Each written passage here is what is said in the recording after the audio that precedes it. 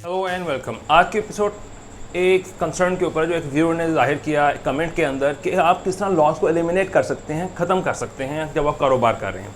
लेकिन मेरा वैसे प्रोग्राम एक था कि मैं आपको बताना चाह रहा था कि हमें कौन से कारोबार करने चाहिए। वो कल, चलो ये वीडियो कल से ही मैं आज बताऊँगा कि आपको लॉस किस तरीके से आप एलिमिनेट कर सकते हैं।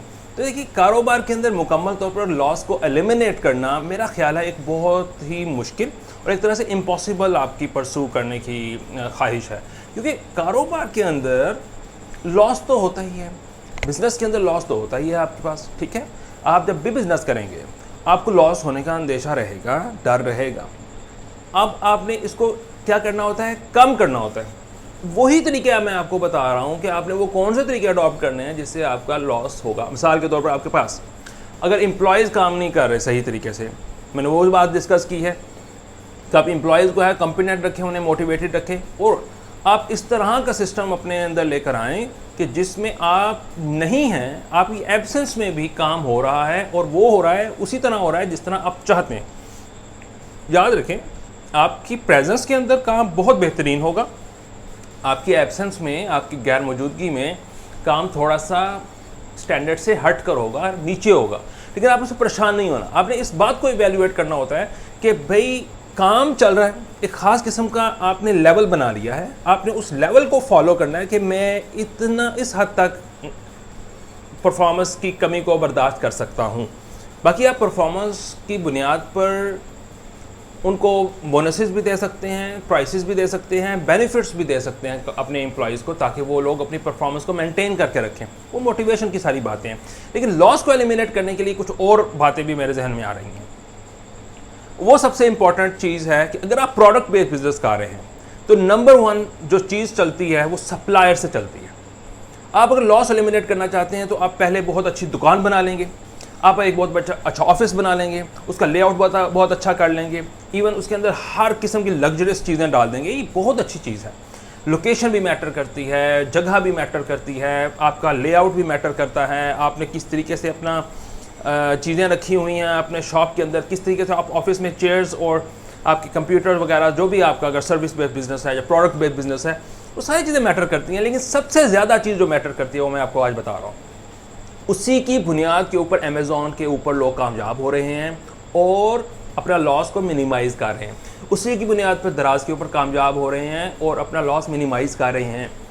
मैं वो तरीका बता रहा हूँ। तो सबसे पहले जो चीज़ वहाँ पर क्रिएट हो रही है, सबसे पहले जो चीज़ का आप लोग जिसमें इंगेज होते हैं ना, वो होते हैं प्रोडक्ट हंटिंग के अंदर। ऑनलाइन कारोबार के अंदर प्रोडक्ट हंटिंग। हम ट्रेडिशनल बिजनेस करते हैं तो हम प्रोडक्ट हंटिंग नहीं करते, हम कैटेगरी हंटिंग करते हैं। इस वजह से हम लॉस में जाते हैं। कैटेगरी हंटिंग कर ली, क्या गारमेंट स्टोर बना रहे हैं, इलेक्ट्रॉनिक्स का स्टोर बना रहे हैं, हम जो है ये किचन का कोई किचन के जो किचन वेयर्स हैं उनका बना रहे हैं, हम ये जो है कपड़ों का बना रहे हैं, बेडशीट्स का बना रहे हैं, हम कर्टन्स का बना रहे हैं, ठीक है, हम जैकेट्स का बना रहे हैं, हम शूज़ का बना रहे हैं। हम कैटेगरी को सेट कर रहे हैं। पॉइंट्स में लगा? हम कैटेगरी हंटिंग करते हैं और फिर कैटेगरी एक बहुत ब्रॉड चीज़ होती है। आप मुझे खुद बताइए, आप जब कभी किसी अपैरल ब्रांड में जाते हैं तो आप महसूस करते हैं कि इन्होंने सिर्फ एक जीन्स की पैंट शर्ट्स के अंदर इतनी वैरायटी दे रखी है लड़कों के लिए, लेकिन वही ब्रांड जो है वो बड़ी एज के जो कस्टमर्स होते हैं उनको अच्छे तरीके से चीज़ें प्रोवाइड नहीं कर पाता, क्यों? उसके अंदर वैरायटी नहीं दे पा रहा होता।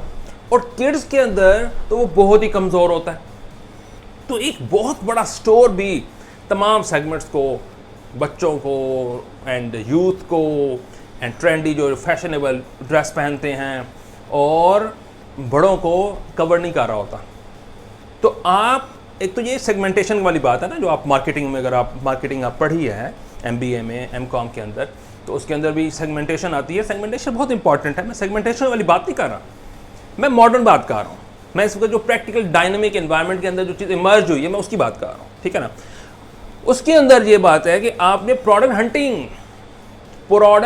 हंटिंग, मैं बात दोहरा रहा हूँ, आप देखें, बताएं, पूछें लोगों से, भाई आपको क्या चीज़ रिक्वायर्ड है और आप क्या चीज़ प्रोवाइड कर सकते हैं, सिर्फ उसी में रहें। उससे आपको स्पेशलाइजेशन मिलेगी। अच्छा, अब आपने पता लगा लिया कि ये चीज़ तो बड़ी सेल हो सकती है और मैं इसको सेल कर सकता हूँ और बड़ी इसकी डिमांड है, फिर आपने अगला काम सप्लायर के ढूंढने का करना है। एक अच्छा, मजबूत, रिलायबल, ट्रस्टवर्दी सप्लायर जो चीज़ आपको प्रोवाइड करे। अगर आप ये दोनों चीज़ें कर लें, आपके लॉस के चांसेस बहुत कम हो जाते हैं, क्योंकि आपको पता होता है कि मेरी ये चीज़ है और ये सर्टेनिटी से आई जा रही है और ये चीज़ सेल होगी। फिर उसके बाद एम्प्लॉयज़ का रोल आता है, आपके इन्वायरमेंट का रोल आता है, आपने स्टेक होल्डर्स के साथ, कम्युनिटी के साथ किस तरह बात करनी है, कस्टमर्स के साथ किस तरह बात करनी है, लोगों के साथ किस तरह अपनी परसेप्शन को बिल्ड करना है ताकि लोग आपको संजीदा समझें और कहें वाकई ही इज़ गुड बिजनेसमैन, इसका बिजनेस बहुत अच्छा प्रॉस्पेक्ट रखता है, फ्यूचर में बहुत ज़्यादा तरक्की करेगा। ये सारी चीज़ें बाद में आती हैं, आपने पहले ये प्लानिंग फेज आनी है। तो आपने स्ट्रेटेजिक मैनेजमेंट में ये पढ़ा होगा, स्ट्रेटजी फॉर्मुलेशन। तो वही चीज़ है, सबसे पहले स्ट्रेटजी फॉर्मुलेशन होती है। वो पहले किस तरीके पे होती है? वो होती है कि आपने क्या चीज़ करनी है, कैसे करनी है, किसके साथ मिलकर करनी है, और अगर वहाँ पे कोई डिस्ट्रप्शन आ जाती हैं, कोई रिस्क आ जाते हैं, उसको आपने किस तरीके से कवर करना है। ये सारी चीज़ें स्ट्रेटजी फॉर्मुलेशन में आप लेकर आएँ। तो सबसे पहले आप प्रोडक्ट हंटिंग में फोकस करें, फिर उसके बाद सप्लायर फोकस करें कि वो कौन सी प्रोडक्ट देगा, इसी तरह सर्विस के ऊपर करें, और फिर आप किस तरीके से उन लोगों को प्रोवाइड करेंगे, इन चीज़ों पर फोकस करें।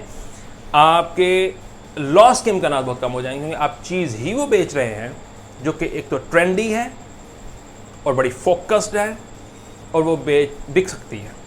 हाँ, अगर आपने प्रोडक्ट हंटिंग के अंदर गलती की है कि प्रोडक्ट हंटिंग अच्छी की है, सप्लायर अच्छा नहीं चूज़ किया है, तो ये तो फिर एक डिसीजन मेकिंग की प्रॉब्लम्स है ना। तो फिर हम उसको डिस्कस, हम बिजनेस लॉस को नहीं करेंगे, फिर हम डिस्कस करेंगे कि डिसीजन मेकिंग में किन चीज़ों को सामने रखना चाहिए जिससे डिसीजन बहुत अच्छे हों।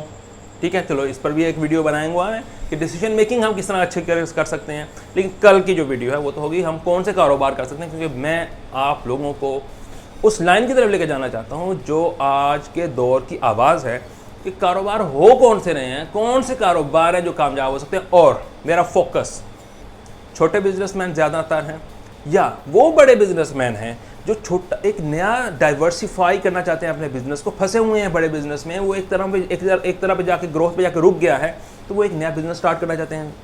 दूसरा और तीसरा मेरे प्यारे जॉब होल्डर्स, जिनको यहाँ पर्सनैलिटी डेवलपमेंट के नाम पर बोलने वालों ने उनको ऐसा इन्फीरियॉरिटी कॉम्प्लेक्स का शिकार किया हुआ है कि जॉब छोड़ दो, जॉब छोड़ दो। मैं कहता हूँ जॉब नहीं छोड़ो, नए तरीके से कारोबार करो।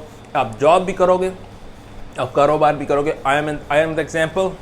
और इसी तरह कई मैंने ऐसे सक्सेसफुल लोगों को, हार्ड वर्किंग लोगों को ऐसे एग्जाम्पल बनते देखा है जो जॉब के साथ कारोबार रिस्क लेते हैं और अपनी ज़िंदगी को ट्रांसफॉर्म करते हैं। लेकिन आज के लिए यही है कि अगर आप लॉस को कम से कम करना चाहते हैं, लॉस से डरना तो नहीं चाहिए लेकिन कम से कम करना चाहते हैं, तो प्रोडक्ट हंटिंग, ज़बरदस्त किस्म की प्रोडक्ट ढूंढो और फिर उसके बाद सप्लायर अच्छा ढूंढो जो प्रोडक्ट प्रोवाइड कर सके। ये आपके लॉस का क्या मतलब क्या होता है? लॉस होता ही तब है जब आप वो चीज़ सेल कर रहे हैं जो सेल नहीं हो रही, या ये कि जो माल फंक्शन डिफेक्टेड किस्म के आपके पास प्रोडक्ट्स आ गई हैं, ठीक है, जो कंप्लेंट्स आ रही हैं कस्टमर्स की, तभी लॉस होता है ना। तो लॉस इसी तरह कंट्रोल होगा कि आप चीज़ ही वो सेल करें जो सेल होने वाली होती है। Okay, thank you very much.